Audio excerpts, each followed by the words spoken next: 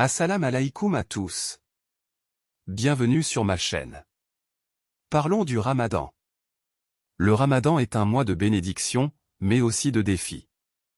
Entre fatigue, manque d'organisation et erreurs courantes, beaucoup de personnes passent à côté des véritables bienfaits de ce mois sacré. Aujourd'hui, je vais partager avec vous des astuces essentielles pour vivre un Ramadan apaisé, en pleine énergie et dans la spiritualité. Si vous voulez tirer le maximum de ce mois béni, restez bien jusqu'à la fin. Et surtout, n'oubliez pas de liker cette vidéo, de vous abonner à la chaîne et d'activer la cloche pour ne rien manquer. Partagez aussi en commentaire vos propres conseils et expériences, car ensemble, on s'entraide pour un Ramadan encore plus réussi. Allez, c'est parti! Découvrons d'abord comment bien gérer son temps entre travail, prière et famille pendant le Ramadan. Le Ramadan est une période sacrée, un mois où l'on cherche à se rapprocher d'Allah, à purifier son âme et à renforcer sa foi. Mais c'est aussi une période qui peut être intense et parfois difficile à gérer. Entre le travail, la prière et la famille, on peut vite se sentir submergé, fatigué ou dépassé. Pourtant, avec une bonne organisation et quelques ajustements, il est possible de profiter pleinement de ce mois béni tout en restant productif et en trouvant un équilibre entre ses obligations spirituelles et quotidiennes. Imagine-toi un matin du Ramadan. Il est encore tôt, l'aube approche, la maison est silencieuse. Tu te lèves pour prendre ton suhoor, ce repas qui te donnera l'énergie nécessaire pour affronter la journée. Ce moment est précieux, et pourtant, beaucoup le négligent, préférant dormir quelques minutes de plus. Mais ce premier choix peut impacter toute ta journée.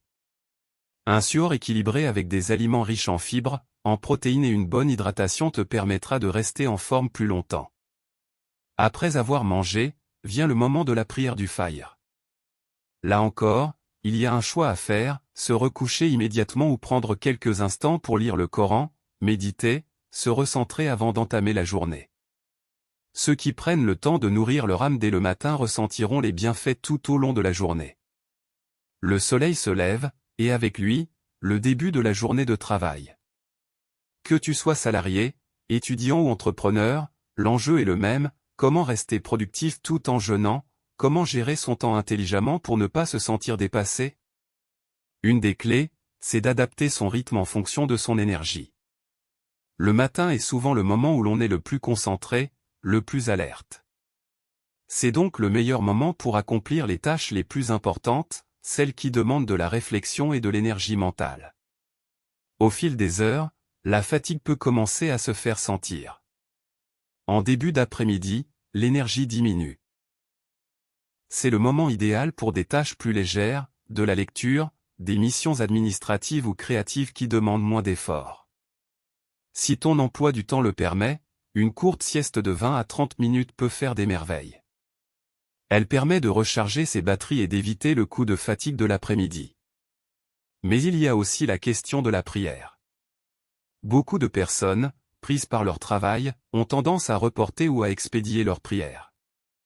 Pourtant, prendre quelques minutes pour accomplir chaque prière à son heure est un moyen de couper avec la routine, de se reconnecter à l'essentiel et de retrouver de l'énergie spirituelle. L'islam nous enseigne que la prière est une pause bénéfique, un instant hors du temps qui nous permet de nous recentrer et de continuer notre journée avec plus de sérénité. Ceux qui intègrent ces moments dans leur emploi du temps ressentent un apaisement et une meilleure gestion de leur stress. Enfin, la fin de la journée approche, et avec elle, le moment du ftour. Ce moment tant attendu où l'on se réunit en famille, où l'on partage un repas, où l'on retrouve nos proches après une longue journée. Mais là encore, il est important de ne pas tomber dans l'excès. Un ftour trop copieux, trop gras ou trop sucré peut alourdir le corps et rendre difficile la prière de Tarawih. L'idéal est de commencer doucement, avec des dattes et de l'eau, comme le faisait le prophète, paix et bénédiction sur lui, puis d'attendre quelques minutes avant de manger un repas équilibré. Après le repas, beaucoup se laissent aller à la fatigue et oublient la prière de Tarawih, un moment pourtant unique dans l'année, un instant de connexion avec Allah qui apporte une paix intérieure immense. Ceux qui prennent l'habitude de prier régulièrement pendant le Ramadan ressentent une transformation spirituelle et une sérénité incomparables. Gérer son temps entre travail, prière et famille demande donc une bonne organisation, mais surtout une intention sincère. Chaque jour est une nouvelle opportunité de s'améliorer, d'être plus discipliné, plus spirituel, plus proche de ses proches. Ce mois est un cadeau, un moment hors du temps où l'on peut véritablement se recentrer sur l'essentiel. Ceux qui arrivent à équilibrer ces trois aspects travail, prière et famille vivent un ramadan plus paisible, plus enrichissant et plus gratifiant. Ensuite, quelles sont les erreurs à éviter pendant le ramadan? Le ramadan est un mois de bénédiction, un moment unique dans l'année où chaque croyant a l'opportunité de se rapprocher d'Allah, de purifier son cœur et de renforcer sa foi. Mais pour profiter pleinement des bienfaits de ce mois sacré, il faut éviter certaines erreurs courantes qui peuvent réduire l'impact spirituel et physique du jeûne. Malheureusement, beaucoup de personnes jeûnent sans en tirer les véritables bienfaits, simplement parce qu'elles adoptent de mauvaises habitudes ou négligent certains aspects essentiels du ramadan. Aujourd'hui, on va parler de ces erreurs que beaucoup commettent, souvent sans s'en rendre compte. Dès le premier jour du ramadan, l'excitation est à son comble. Mais très vite, une première erreur se glisse dans la routine, négliger le suhoor. Par manque d'organisation ou par simple paresse, certaines personnes préfèrent dormir plutôt que de se lever pour ce repas béni. Pourtant, le prophète, paix et bénédiction sur lui, nous a recommandé de ne pas délaisser le suhoor, car il apporte une baraka immense et donne l'énergie nécessaire pour affronter la journée. Ceux qui sautent ce repas se retrouvent souvent fatigués, irritables et moins concentrés dès la mi-journée. Un suhoor équilibré ne signifie pas manger en excès, mais plutôt choisir des aliments qui libèrent de l'énergie progressivement, des protéines, des fibres, des fruits, et surtout de l'eau pour bien s'hydrater avant le lever du soleil. L'autre erreur fréquente, c'est l'excès lors du ftour. Après une journée entière de jeûne, il est tentant de se jeter sur les plats en grande quantité, souvent trop gras ou trop sucrés. Mais ce comportement va totalement à l'encontre des principes du ramadan. Le prophète, paix et bénédiction sur lui, rompait son jeûne avec des dattes et de l'eau, en prenant le temps de manger avec modération. Pourtant, beaucoup remplissent leur assiette à ras-bord, avalent rapidement leur repas, puis ressentent une lourdeur extrême qui les empêche même d'accomplir la prière de Tarawih correctement. Manger en excès fatigue le corps, ralentit la digestion et diminue la concentration spirituelle. L'idéal est de commencer en douceur, de boire de l'eau, de manger une soupe légère, puis d'attendre quelques minutes avant de prendre un repas équilibré. Mais le ramadan, ce n'est pas seulement une question d'alimentation.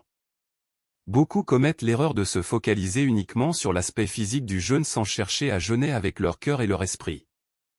Jeûner ne consiste pas seulement à s'abstenir de nourriture et de boissons.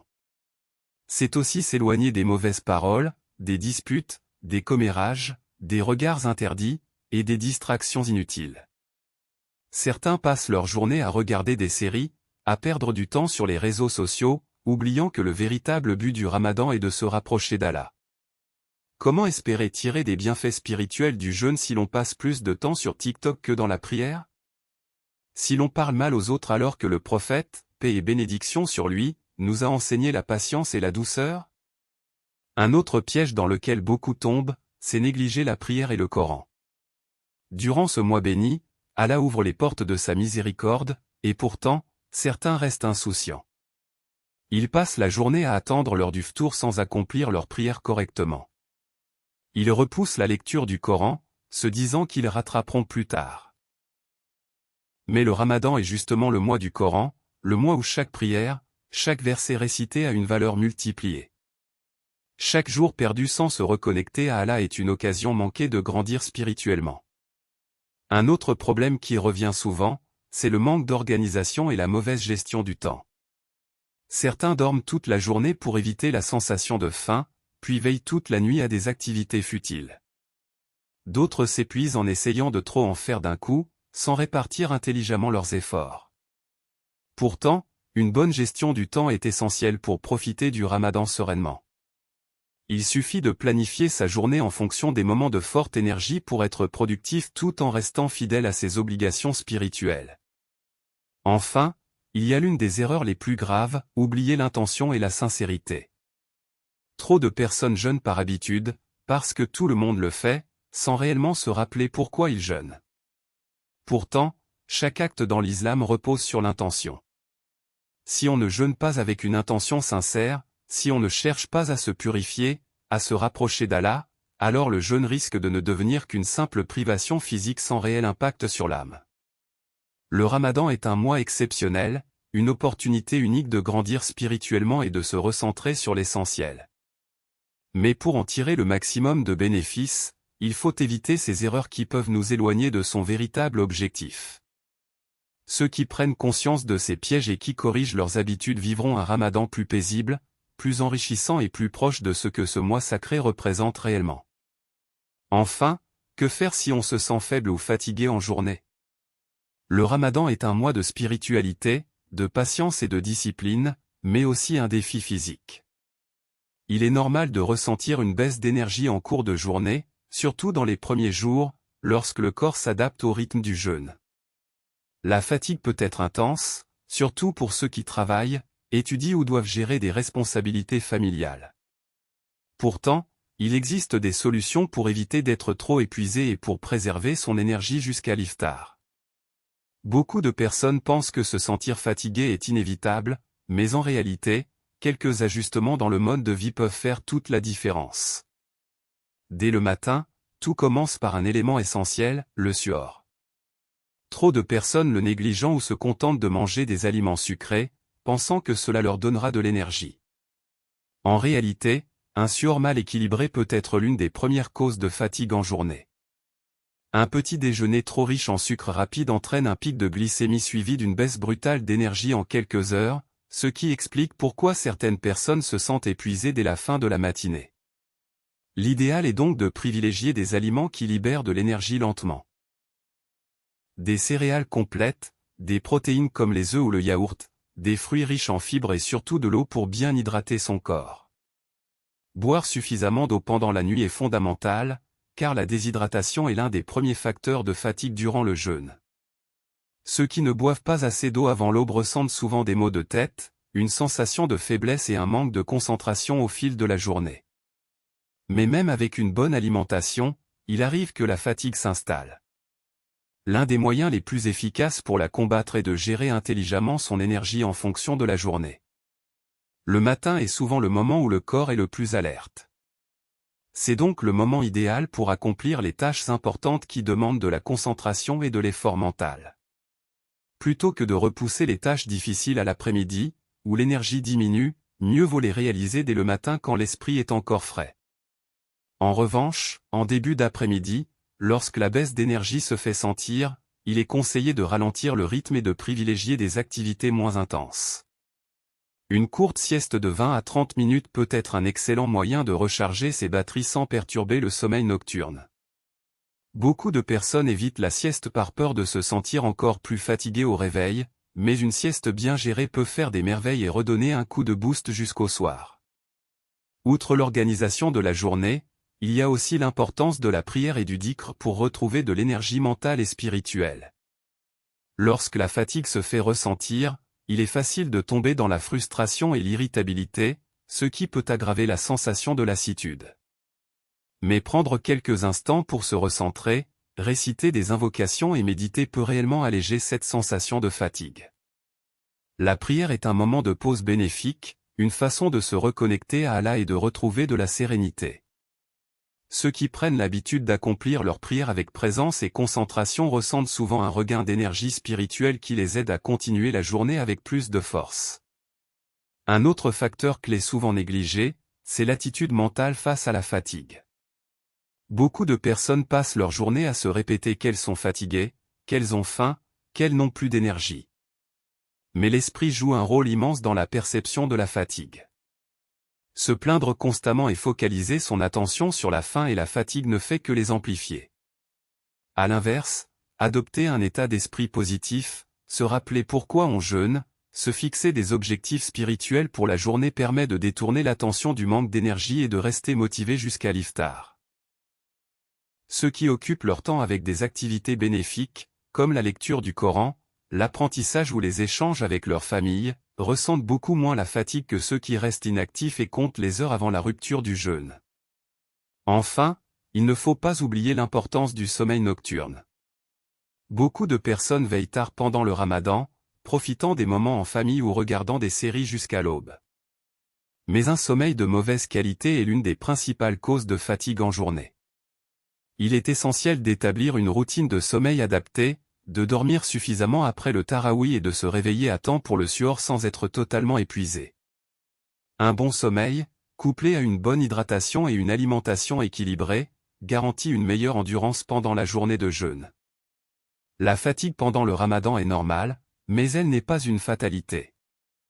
Avec une bonne alimentation, une bonne organisation et un état d'esprit positif, il est tout à fait possible de vivre un ramadan en pleine énergie et de profiter pleinement de cette période spirituelle sans se laisser écraser par la fatigue.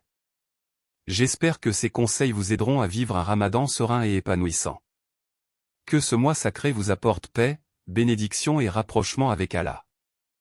N'hésitez pas à partager vos expériences et vos astuces en commentaire, et si cette vidéo vous a été utile, likez, partagez et abonnez-vous pour plus de contenu inspirant.